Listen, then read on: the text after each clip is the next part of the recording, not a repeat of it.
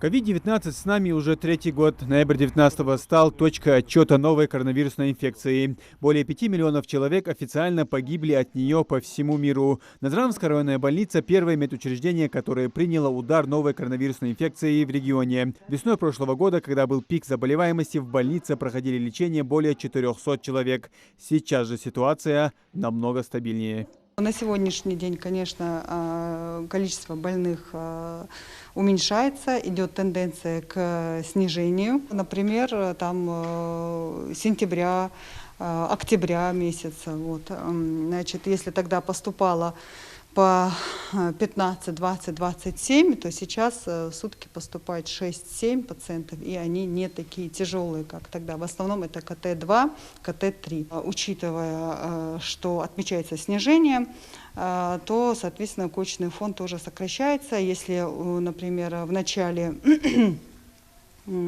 начале прошлого месяца было развернуто 190 коек, то на сегодняшний день развернуто только 120 коек. Все 120 ковидных коек сегодня в Назрановской больнице заняты. 17 человек в реанимации, многие из них не могут самостоятельно дышать. У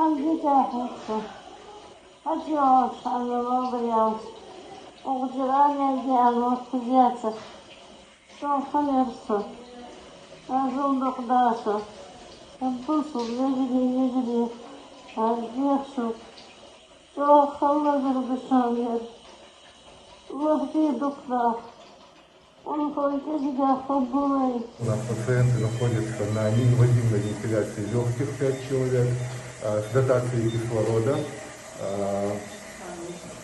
На сегодняшний день планируется 4 перевода в отделение со стабилизацией состояния, с нормализацией функций. Все необходимые препараты у нас имеются в наличии, всю необходимую терапию пациенты получают. Врачи больницы проводят очередной обход пациентов, и так несколько раз в день.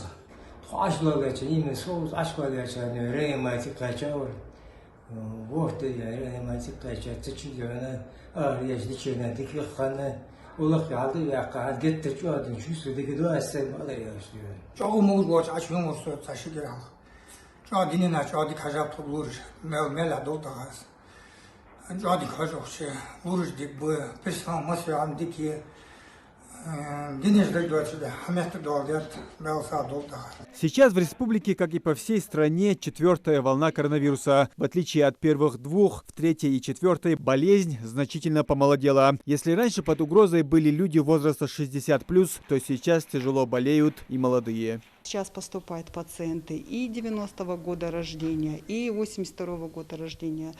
В первую волну, в первую, вторую волну такого не было, таких пациентов не было вообще. Сейчас поступают такие пациенты, и достаточно тяжелые поступают КТ-3, КТ-4, но, к счастью, летальных исходов среди пациентов молодого возраста у нас нет. То есть они хорошо отвечают на проводимую терапию.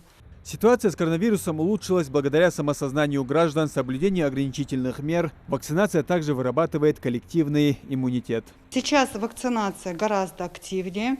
Среди поступивших у нас очень много, мы ведем такую статистику, много пациентов вакцинированных действительно. И, как правило, как показывает практика, такие пациенты хорошо поддаются лечению. Как правило, у таких пациентов дыхательная недостаточность не развивается, даже если развивается там первая степень, и они поддаются лечению лучше. Относительное снижение числа заболевших не повод расслабляться, напоминают врачи. Хоть ковид издал свои позиции, он все еще среди нас. К тому же неизвестно, как поведут себя новые штаммы вируса. Африканская мутация омикрон уже добралась до России. Муслим Ганиев, Адам Далаков, Новости 24.